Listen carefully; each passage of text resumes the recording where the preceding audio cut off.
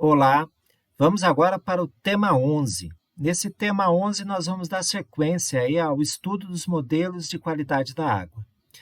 Se no tema 10 nós discutimos a questão da desoxigenação, que era a perda de oxigênio em função do metabolismo microbiano, ou seja, o micro-organismo que está dissolvido na água acabava consumindo o oxigênio que estava ali presente, diminuindo a concentração nesse corpo d'água ou mesmo num frasco utilizado na variação de DBO.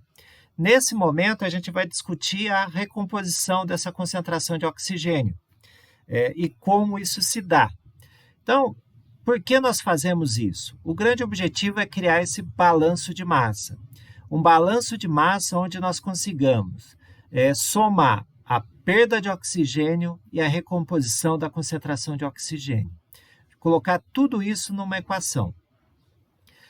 Mas nesse momento nós vamos nos concentrar nesta questão da reaeração. A reaeração ela vai se dar a partir da superfície do líquido que está em contato com a atmosfera gasosa. Ou seja, supondo do oxigênio, supondo que eu tenho um copo d'água, a superfície desse copo d'água, desde que ela esteja tranquila, não esteja sob agitação, vai estar em contato com a atmosfera. A molécula de oxigênio que está na atmosfera pode ir para dentro dessa massa líquida, dessa água, assim como uma outra molécula de oxigênio que está lá dentro do líquido pode ir para a atmosfera. Ou seja, a gente tem um equilíbrio aí. No entanto, pode ser que esse equilíbrio seja quebrado. Numa situação, pode ser que essa água ela tenha uma capacidade de dissolver oxigênio até 8 miligramas por litro. Por alguma questão, pode ser que a concentração de oxigênio nessa massa líquida, nesse copo d'água, esteja, por exemplo, a 4 miligramas por litro. Qual que é a tendência que vai ocorrer?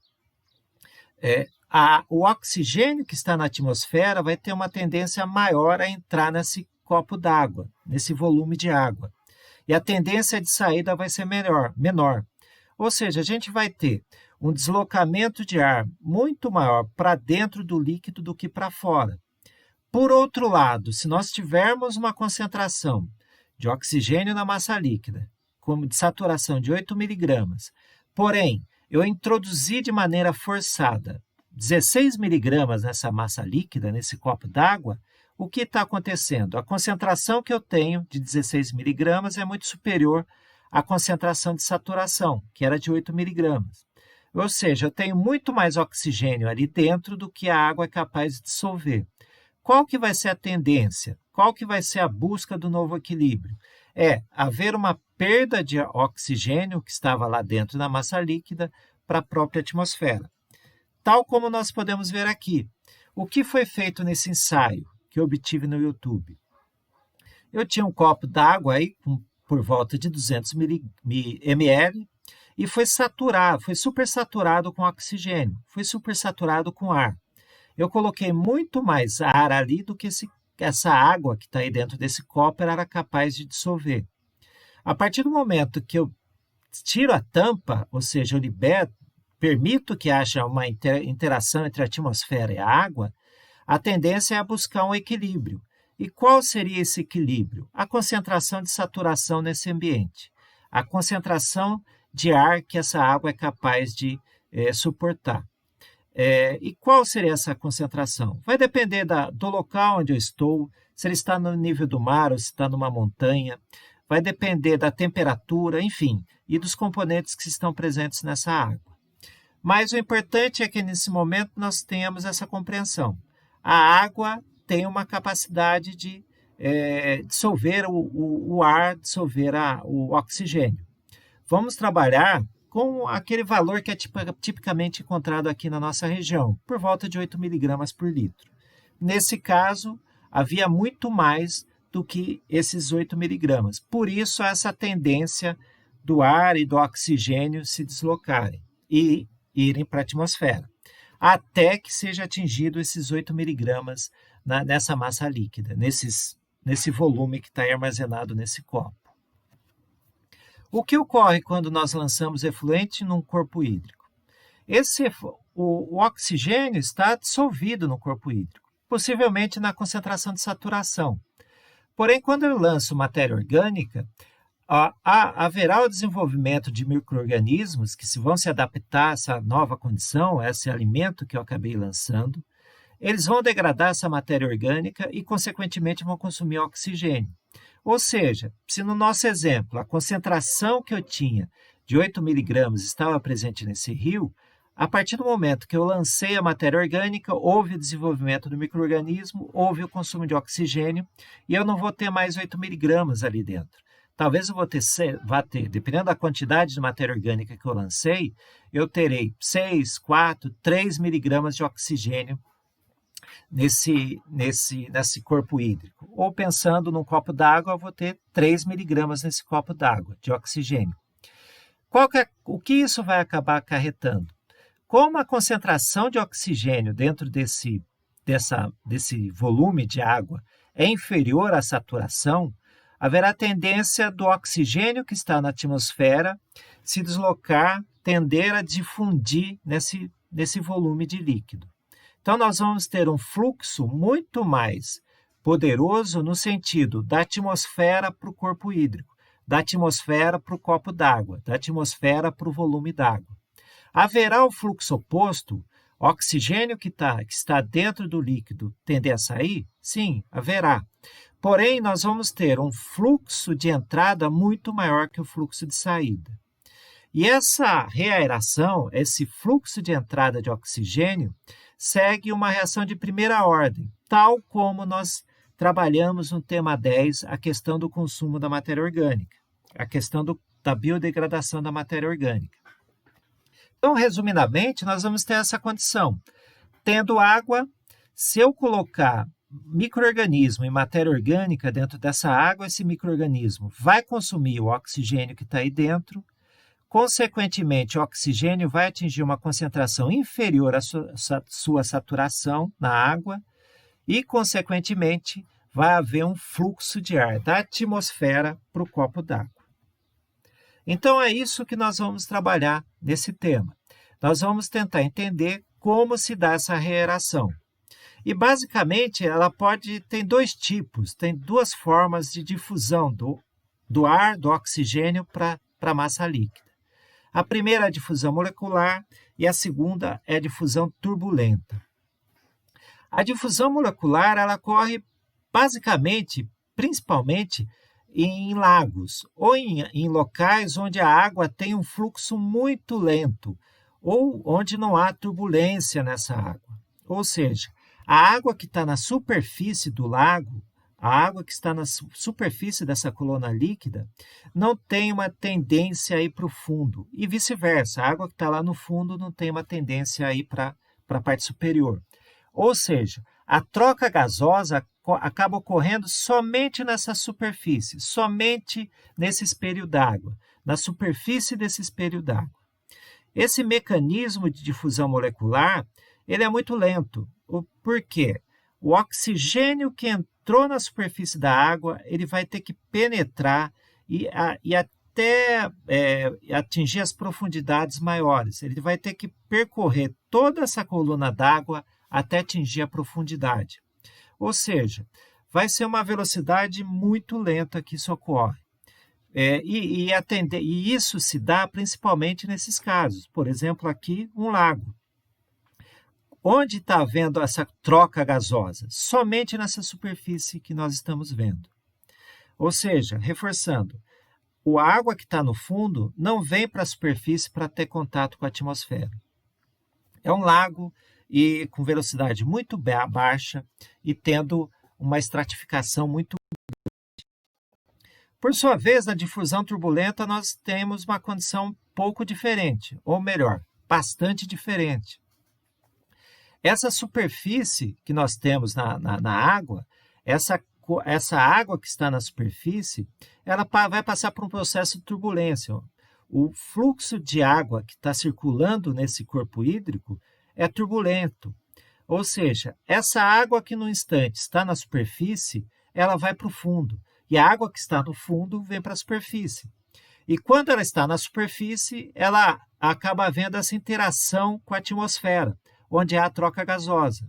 Ou seja, se aquela gota d'água tinha uma concentração de oxigênio inferior à sua saturação, haverá uma troca com o oxigênio da atmosfera. Vai tender a haver uma interação, ou seja, o oxigênio que estava na atmosfera vai tender a ir para essa gota d'água até atingir a sua saturação.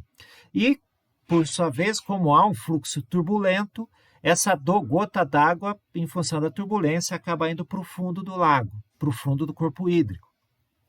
E aquela gota que estava no fundo tem a chance de ir para a superfície. Ou seja, há uma intensa troca gasosa. E, consequentemente, a gente consegue levar oxigênio muito mais velozmente até o fundo da minha coluna d'água, até o fundo do corpo hídrico. Isso vai ocorrer predominantemente em rios com corredeiras, rios com cachoeiras, enfim, onde haja turbulência. Aqui é um exemplo. Nós podemos ver um rio, um pequeno rio correndo, a água que está na superfície, em função dessa turbulência, acaba indo para o fundo, e aí vai havendo sempre essa troca com essa coluna, essa água que está na superfície acaba indo para o fundo e o fundo vem para a superfície. E isso vai ocorrendo ao longo de todo o percurso desse rio. Ou seja, esse tipo de rio que nós estamos vendo agora nessa imagem, ele tem uma característica de facilitar, de ser muito mais fácil a introdução de oxigênio nele. Se nós compararmos esse rio com o rio Tietê, que é água muito parada, com uma velocidade muito pequena, esse rio tem uma capacidade muito grande de introduzir oxigênio no seu volume de água. Inclusive, essa coloração branca que nós estamos vendo aí nessa corredeira, o que dá essa coloração é o ar que está sendo dissolvido. Ou seja, o ar dissolvido na água tem essa coloração esbranquiçada, tal como nós vemos quando uma onda quebra na praia. E qual que é a cinética da reaeração? Como que nós podemos tornar isso de forma matemática, equacionar isso? Isso pode ser feito por meio de modelos. E no caso, conforme eu havia afirmado, o modelo que essa reintrodução de oxigênio na coluna d'água segue acaba sendo um modelo de primeira ordem.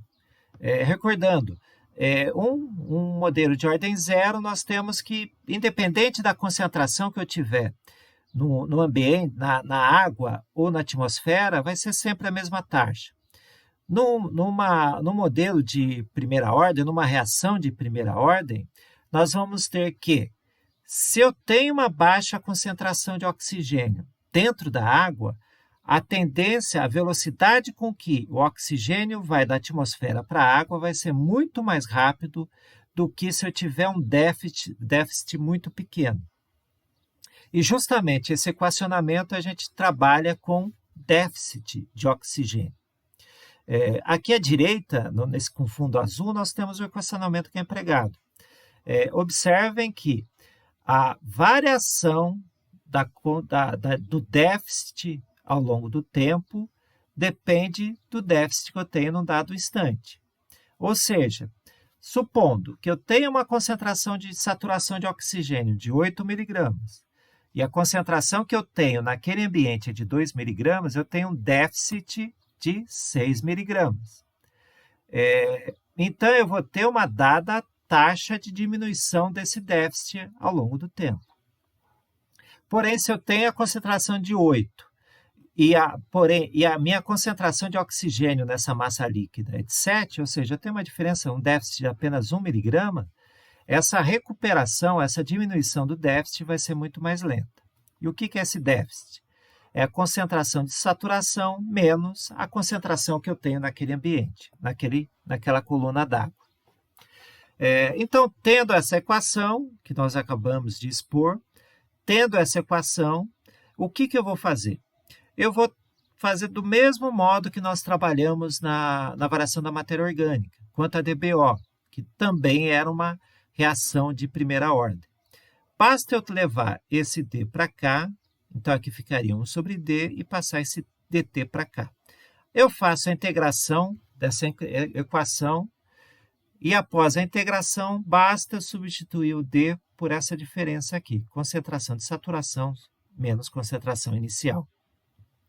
E eu vou obter essa equação aqui. O que é essa equação? O que essa equação está me possibilitando? Eu vou ter que a concentração final, após um dado tempo, é igual à concentração de saturação menos a concentração de saturação menos a concentração inicial que eu tenho num dado momento. Do mesmo modo, nós podemos colocar isso num gráfico, e isso que é o interessante para essa disciplina. Colocando num gráfico, nós temos esse comportamento. Qual que é a concentração, como varia a concentração final dentro desse corpo hídrico ao longo do tempo. E nesse caso, observem que a concentração inicial está partindo de zero, ou seja, eu comecei com uma situação onde, por exemplo, naquele copo d'água tinha 0 miligramas de oxigênio. A concentração de saturação nesse ambiente eu coloquei como sendo 10 miligramas. Então, basta substituir 0, 10 e o 10 aqui, e eu posso variar o tempo em função desse... eu posso variar a concentração final ao longo do tempo. Então, nós temos esse gráfico aqui que eu estou apresentando. Observem que, conforme vai passando o tempo, que aqui eu coloquei em dias, a concentração que eu tenho de oxigênio dentro daquele copo com água ou de um corpo hídrico vai aumentando ao longo do tempo.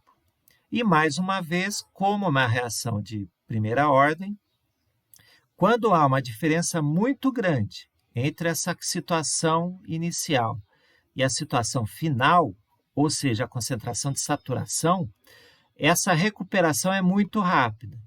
Porém, quanto menor essa diferença entre a concentração que eu tenho no instante e a concentração de saturação, mais lenta vai ser essa recuperação.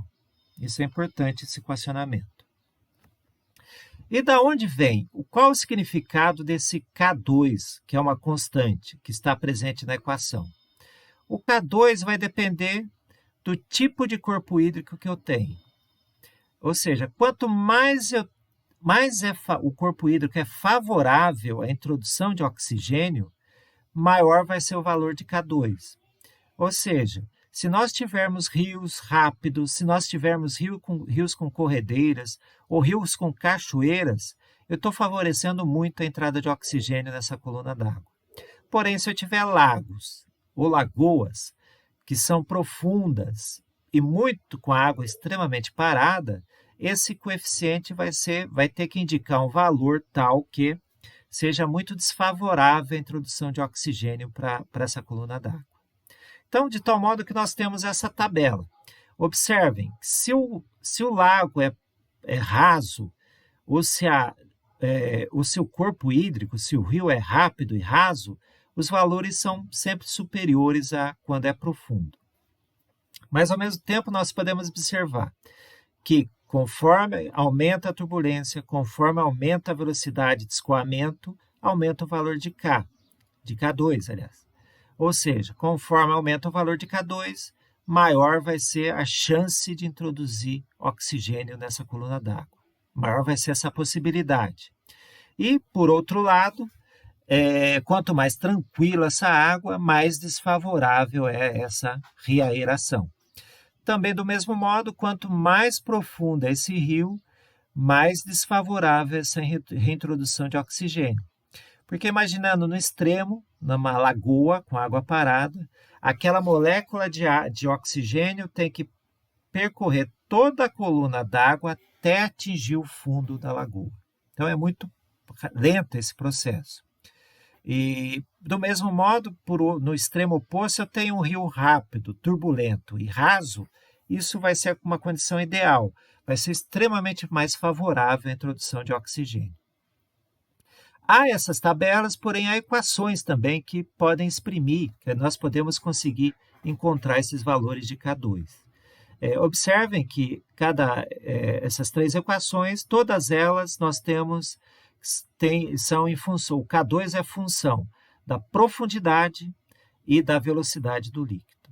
Ou seja, rios rasos com grande velocidade são muito turbulentos, consequentemente, nós temos valores grandes de K2. Então, reforçando, rios rasos e rápidos, maior coeficiente de reaeração, maior valor de K2. Maior profundidade, menor valor de K2. Menor velocidade, também menor valor de K2. Então, esse rio, por exemplo, se nós fizermos uma variação desse K2, seguramente vai ser muito superior ao rio Tietê. Aqui no Tietê, a troca entre o oxigênio da atmosfera e a coluna d'água, e o oxigênio e o líquido, vai ser praticamente somente pela superfície que nós estamos vendo. Ou seja, aquela água que está no fundo dificilmente vai para a superfície para ter contato com a atmosfera. Então, há somente essa difusão direta na coluna d'água. Qual que é a consequência de todo esse processo? Então, eu peguei aquela equação que nós desenvolvemos e voltei a trabalhar com gráfico no Excel. Observem que, se nós trabalharmos com uma lagoa rasa, um rio vagaroso raso, um rio rápido raso ou uma corredeira.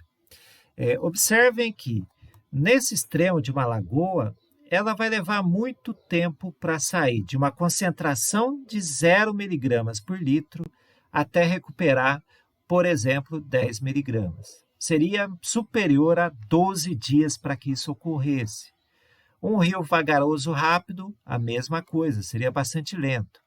Um rio rápido e raso, observem que talvez próximo a 5 dias isso já ocorreria. E uma corredeira, isso seria muito mais rápido ainda. Então, quanto mais rápido esse rio, muito mais intensa vai ser a reaeração, muito mais benéfico para o processo biológico aeróbio que está correndo dentro da massa líquida, para favorecer a própria biodegradação. Então, aqui nós encerramos esse tema que discutia a reaeração. No próximo tema, nós vamos somar os dois fatores que nós discutimos aqui, nessas duas últimas aulas.